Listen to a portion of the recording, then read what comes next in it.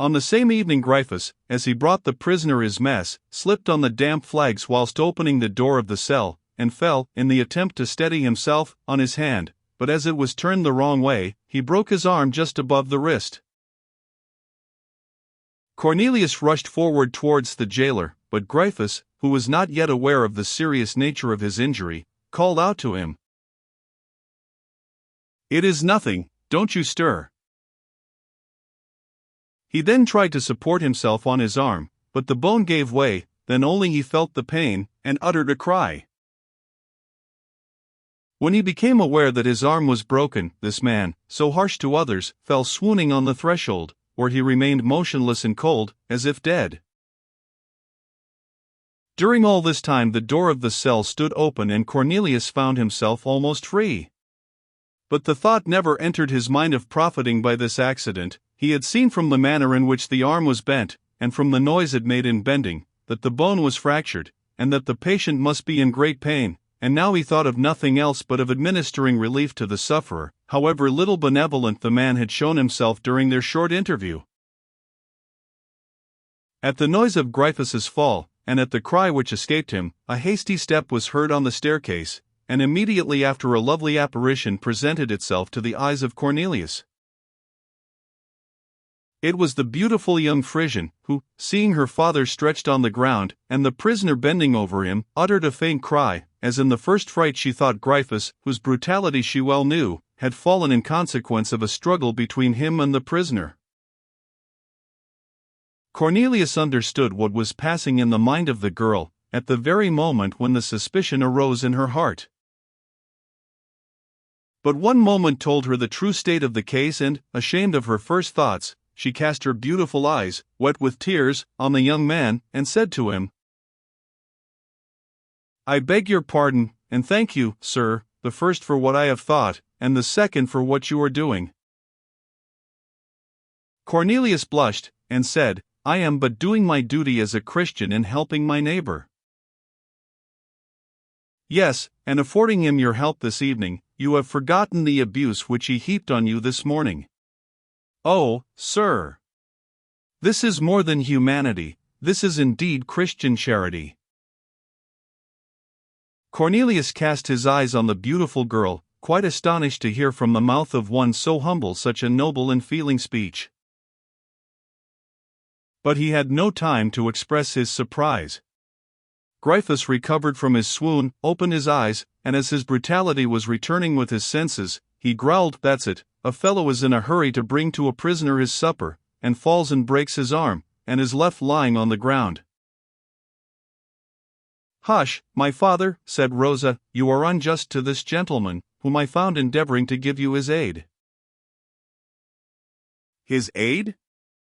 Gryphus replied, with a doubtful air. "It is quite true, master. I am quite ready to help you still more." "You," said Gryphus, "are you a medical man?" "It was formerly my profession." "And so you would be able to set my arm?" "Perfectly." "And what would you need to do it?" "Let us hear." "2 splinters of wood, and some linen for a bandage." "Do you hear, Rosa?" said Gryphus, "the prisoner is going to set my arm, that's a saving. Come, assist me to get up, I feel as heavy as lead." Rosa lent the sufferer her shoulder, he put his unhurt arm around her neck, and making an effort, got on his legs, whilst Cornelius, to save him a walk, pushed a chair towards him. Gryphus sat down, then, turning towards his daughter, he said, "Well, didn't you hear? Go and fetch what is wanted." Rosa went down, and immediately after returned with 2 staves of a small barrel and a large roll of linen bandage. Cornelius had made use of the intervening moments to take off the man's coat, and to tuck up his shirt sleeve.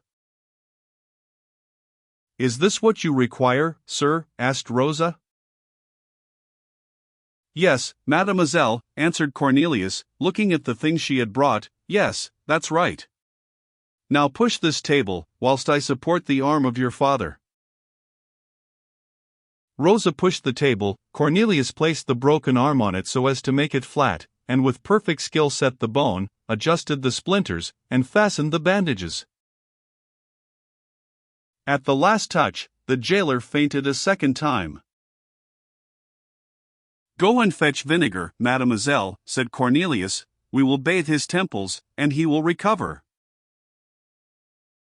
But, instead of acting up to the doctor's prescription, Rosa, after having satisfied herself that her father was still unconscious, approached Cornelius and said, "Service for service, sir."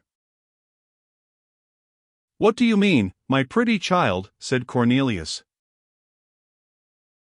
"I mean to say, sir, that the judge who is to examine you tomorrow has inquired today for the room in which you are confined, and, on being told that you are occupying the cell of Mynheer Cornelius de Witt, laughed in a very strange and very disagreeable manner, which makes me fear that no good awaits you."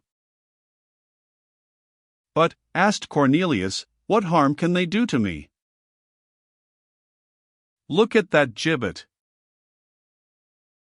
"But I am not guilty," said Cornelius. "Were they guilty whom you see down there gibbeted, mangled, and torn to pieces?" "That's true," said Cornelius, gravely. "And besides," continued Rosa, "the people want to find you guilty. But whether innocent or guilty, your trial begins tomorrow, and the day after you will be condemned. Matters are settled very quickly in these times." "Well, and what do you conclude from all this?" "I conclude that I am alone, that I am weak, that my father is lying in a swoon, that the dog is muzzled, and that consequently there is nothing to prevent your making your escape." "Fly, then, that's what I mean." "What do you say?" "I say that I was not able to save Mynheer Cornelius or Mynheer John de Witt, and that I should like to save you. Only be quick, there, my father is regaining his breath, 1 minute more, and he will open his eyes, and it will be too late. Do you hesitate?" In fact, Cornelius stood immovable, looking at Rosa, yet looking at her as if he did not hear her. "Don't you understand me?" said the young girl, with some impatience. "Yes, I do," said Cornelius, but...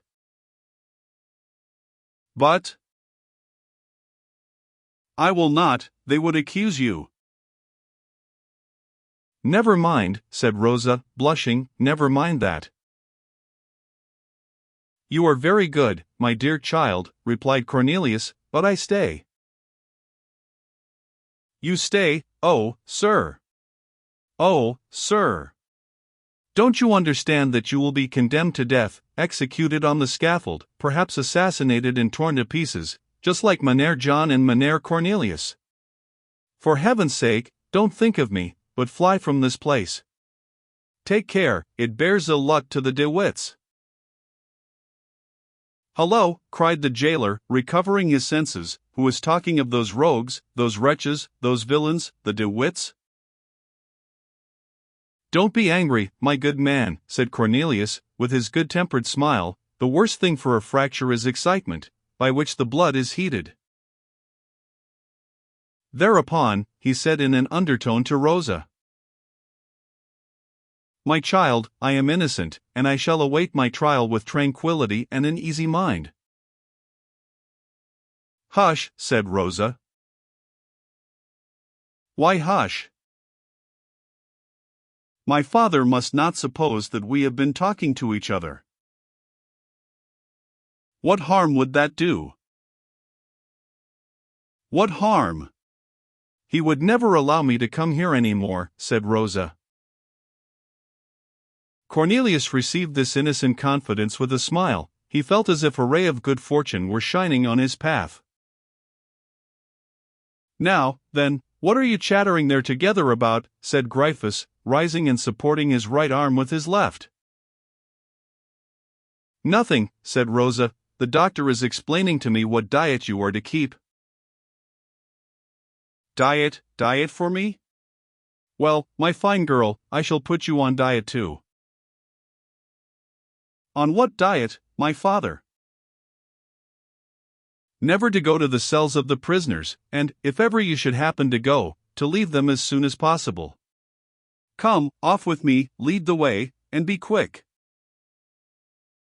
Rosa and Cornelius exchanged glances. That of Rosa tried to express. There, you see? That of Cornelius said. Let it be as the Lord wills.